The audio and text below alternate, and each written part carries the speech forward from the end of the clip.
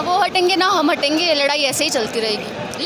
ये protest is for our country, you all know that, we all are here because we oppose NRC, we oppose CAA, but still no one is listening. You can see यहाँ पे आज 24-25 दिन हो गए हैं, सारी औरतें बैठी हुई हैं, कोई भी गवर्नमेंट से no initiative, nothing. So we want, please dear government, dear Modi, dear Amit Shah, please listen to us, give us some answer at least.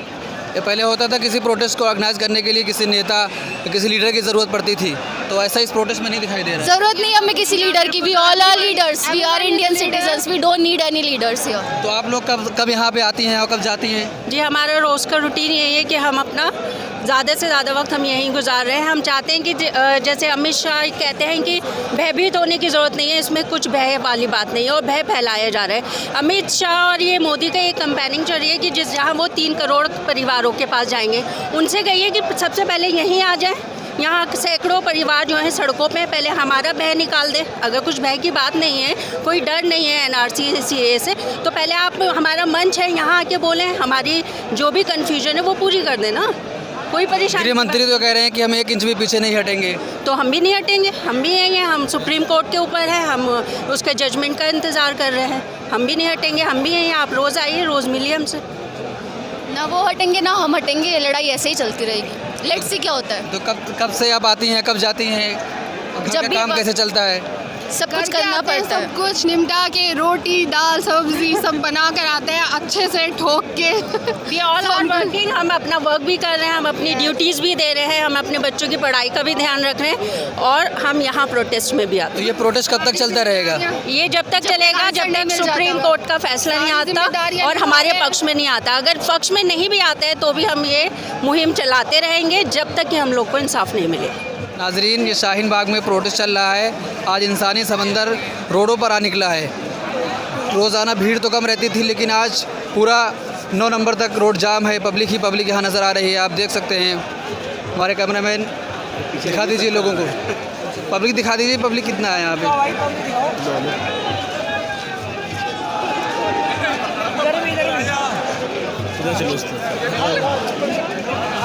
Camera बंद कीजिए। जिस तरीके से हुकूमत ने तमाम जो है अपने हिंदुस्तान के एतराफ़ में बसने वाले मुल्कों के अक़लियतों के लिए वो किया है, उसके अक़लियतों को यहाँ पे शामिल करने की बात कही है और मुसलमानों को अछूत बना करके निकालने की बात जो NRC के उसमें ज़ुमरे में आता है, उसकी वजह से प्रोटेस्ट हो रहा है। गृह मंत्री और प्रधानमंत्री कह रहे हैं कि लोगों को गुमराह किया जा रहा है, किसी की नागरिकता नहीं जाएगी इससे। आप ये देखिए, वो दोनों खुद गुमराह हैं। एक कह रहा है कि पहले CAA आया है, क्रोनोलॉजी समझा के कह रहा है, फिर उसके बाद NRC आएगा, तो थेथरोलॉजी और क्रोनोलॉजी तो वो खुद कर रहे हैं। और उसके बाद जो है वो क्या नाम से मोदी कह रहे हैं कि NRC पर कोई चर्चा ही नहीं हुई। गृह मंत्री जो है, राज्य गृह मंत्री किरण रिजिजू संसद में बयान देता है और अमित शाह बयान देता है, तो ये किस हैसियत से बयान दे रहे हैं? संसद में दे रहे हैं बयान, जबकि संसद के बाहर मोदी चिल्ला रहे हैं रामलीला से।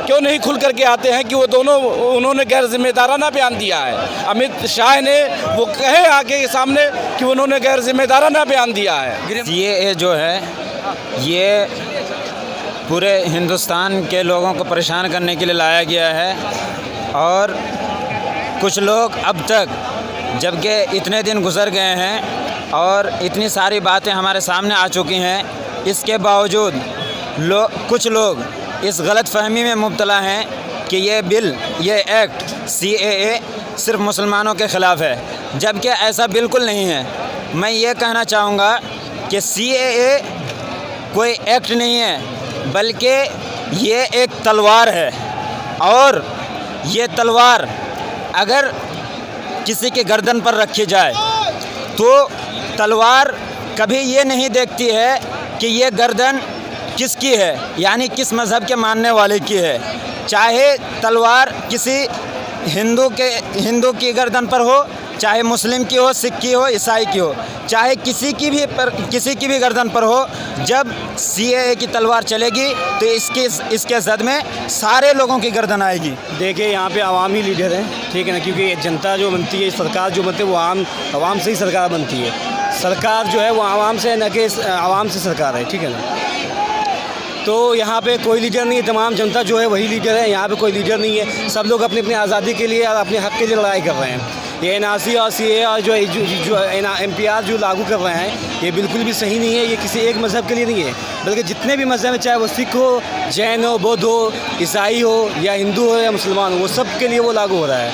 लेकिन ये चीज़ सही नहीं है, इसलिए कि ये चीज़ अगर लागू होता है वो सब पे खतरा मंडरा रहा है। पब्लिक जाग चुकी है, अब पब्लिक को वो किसी भी कीमत पे पीछे नहीं कर सकते हैं। ये तो सिर्फ लोगों को डिवाइड करने के लिए ये कहते हैं कि हम 1 इंच पीछे नहीं करेंगे, हमने लागू कर दिया।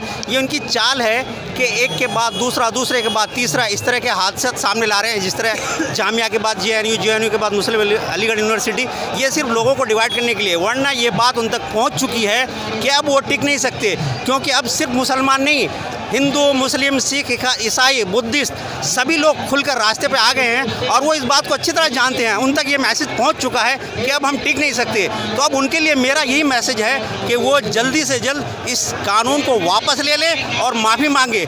इसके अलावा उनके पास और कोई रास्ता नहीं है। ये हिंदुस्तान गंगा जमनी तहजीब का हिंदुस्तान है।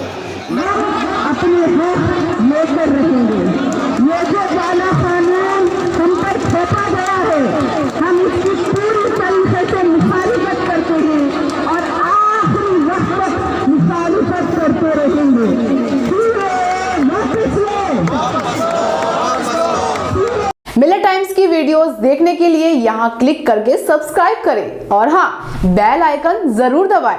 अगर फेसबुक पर देख रहे हैं तो पेज लाइक करें। ताज़ा तरीन खबरों और मज़ामीन के लिए विजिट करें हमारी वेबसाइट www.millettimes.com। हमारी ये वेबसाइट उर्दू, हिंदी, इंग्लिश तीनों लैंग्वेज में मौजूद है।